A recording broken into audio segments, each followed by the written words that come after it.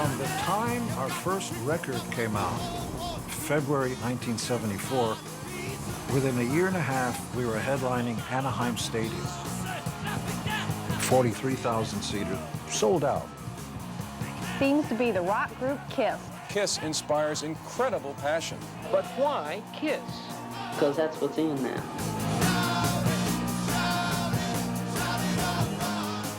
It's the Beatles in the 60s, it's Kiss in the 70s. There is a reason for the extraordinary success of Kiss.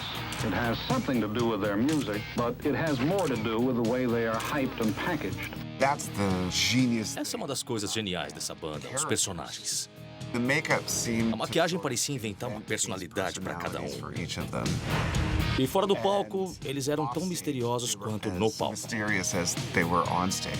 Any Kiss fan can tell you don't ever really see these faces. It's all part of the mystique. Eugene, getting a picture of Tirar uma foto do Kiss sem maquiagem era tipo tirar uma foto do pé grande que foi. You're not Gene Simmons, are you? No, I'm the bodyguard. Oh, my God.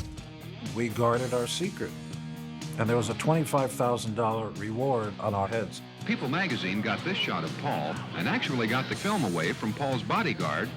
What, if somebody gets a picture, you take the camera away? Yeah. It's really that important. Is that part of the mystique? Yeah, mystique. Their fantasies and the characters they were portraying, they always must be in character. This idea you'll only exist in makeup. As disappointing as it was that we weren't going to be recognized on the street. So what is it like for you walking down the street with no makeup? It worked. I really don't look that different. You know, I'm not quite this pale. We became so famous, so big, so fast. You know, it was just complete insanity. I remember we sold out Madison Square Garden for 3 nights. Then we sold out 5 nights at the Budokan in Tokyo. The Beatles had 1 day less. We broke the Beatles record. I don't compare us to the Beatles, because I love the Beatles. It's my favorite band. But we are for them, we do close insanity. I haven't seen that since the Beatles. Ironically, no matter how successful we became, part of the appeal of the band was in being a member of a black sheep society, no matter how big it was, because there was still a lot of people and critics who didn't like us. The Beatles. The Animals. Rock groups of the 1960s whose boyish looks and innovative music made young hearts pound and older generations cringe. It's the late 1970s now, though, when teenage musical tastes have gone from boyish to the bizarre. Kiss isn't music, they're theatrics, they're a whole bunch of things. Kiss always had O Kiss sempre teve uma relação contraditória com os críticos de rock. Some critics say they don't make music, they just make noise. But Kiss was never. Mas o Kiss nunca foi uma banda para os críticos, sempre foi uma banda para as pessoas. Eles se auto-identificavam como uma banda que iria além pelos fãs. Critics have blasted the group for engaging in nuclear-level prepubescent hype. Kiss is going to have its own comic book soon. Printed in real Kiss blood. Isn't that wonderful? A real classy act, guys. T-shirts and books! T-shirts! I've read all those marketing geniuses. When we first started, we were 4 idiots off the streets of New York who didn't have a clue. Bill Aucoin was far ahead of us. It was his vision to merchandise the band. All the sheer excitement of Kiss is yours to capture with the Kiss Radio. Eu lembro que tinha um rádio do Kiss. É, aquele ali. Aquele é o rádio do Kiss. Kiss radio right up there. E quando eu era criança, eu ficava, eu quero um rádio do Kiss com todas as minhas forças. Eu tinha que ter um rádio do Kiss. It's your Kiss Radio. E aí, que nem um idiota, eu encomendei um pra entregar em casa sem contar pra minha mãe. Eles iam cobrar na entrega. Aí o cara bateu na minha porta, é meu rádio Kiss. Aí ele foi cobrar na minha mãe, eu não pedi nenhum rádio Kiss, nada. Kiss radio. So I never got it. Aí eu nunca tive um. Aquele ali alguém deu pra mim. Mas quando o assunto é marca e comercialização, ninguém consegue superar o Kiss. This is Kiss. Put them in any crazy pose you want. Kiss your face. Introducing Kiss Your Face Makeup. Kiss Your Face Makeup is from Remco. Yeah. Kiss t-shirts, Kiss buttons, Kiss hats, Kiss lookalikes, the young fans. Our mantra and our way of thinking was that you're not forcing anybody to have something, you're denying them if you don't give it to them. Kiss is #1. It only got bigger and bigger and bigger. This, I would guess about 60 or 70. You want to try it on? It has Kiss on the back. We made a fortune. What are we talking about? What does Kiss generate a year? About $117 million. 117 million.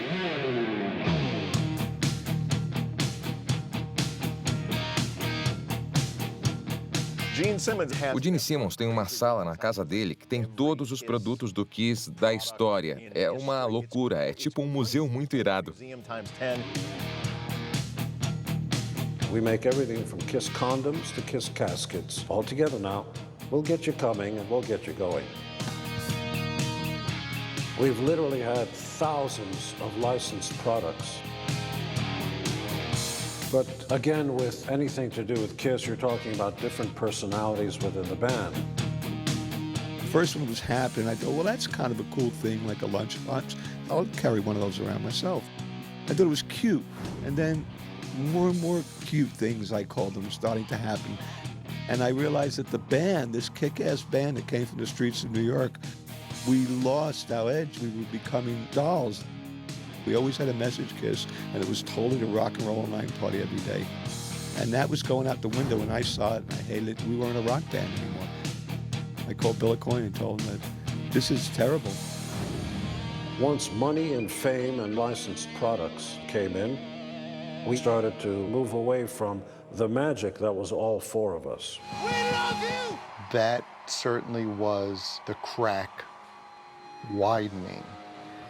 Now mix in drugs. Rock and roll!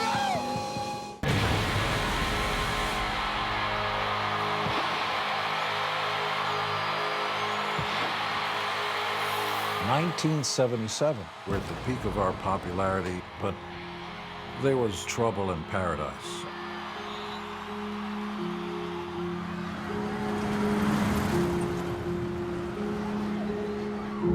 No matter what anybody says, fame is a very powerful drug. It can kill your creativity. It can kill your desire to progress. I don't think anybody goes through it unscathed. All of a sudden, I wake up one day, there's these people blowing smoke up wherever and telling me I'm the greatest. Peter Criss, drummer, and also singer, on one just beautiful song. There's girls fainting when I'm singing Beth and crying, and I didn't know how to handle it. When we became really successful, everybody was going their own way. It lost some of that collective thought that we had in the beginning and that magic. It started to fade. Sometimes people talk about, oh, fame changed so-and-so. Fame doesn't change you. It allows you to be the asshole you are. We both grew up with the attitude that rock and roll was an attitude. The alcohol and the drug use and the dysfunctional stuff started to hit the band heavy.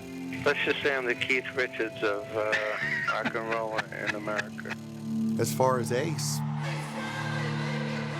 we couldn't rely on him anymore for anything.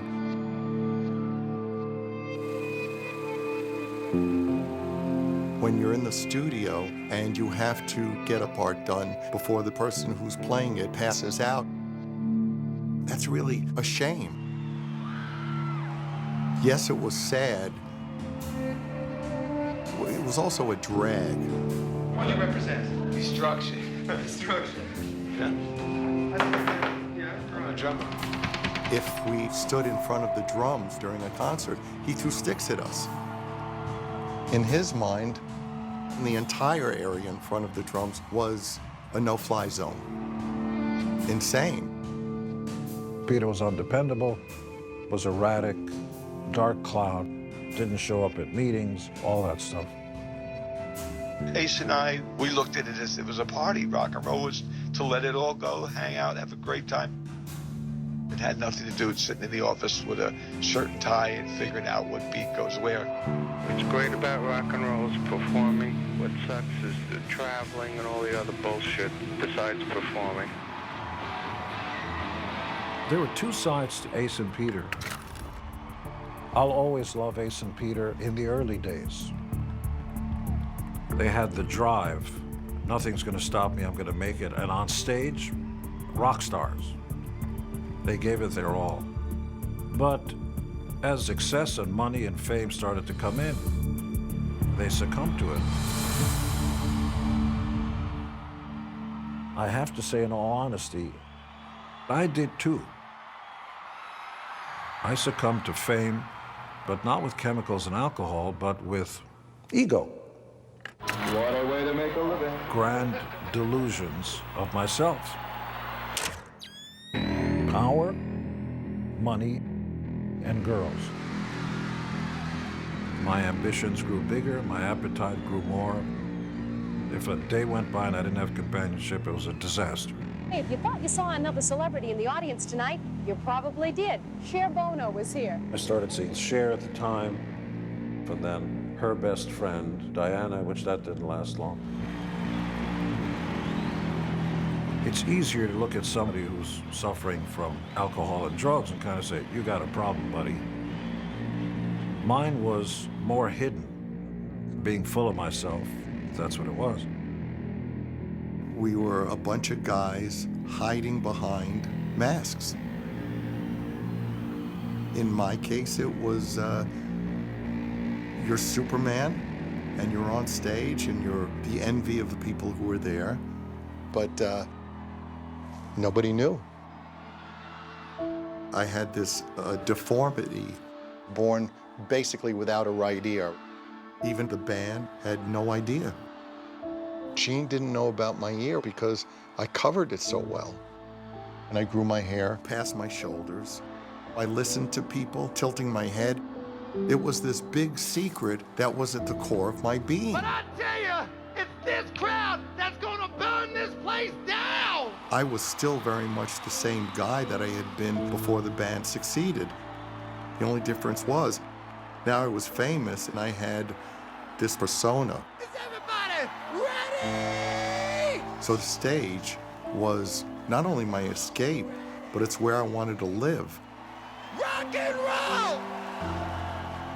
Anytime I was home, I hated it. I would be just counting the days until we would hit the road again.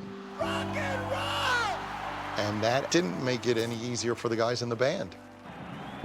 The band was pushing the limit. When you're in love, you overlook all the potential problems and the foibles, although the signs were there. You work around it.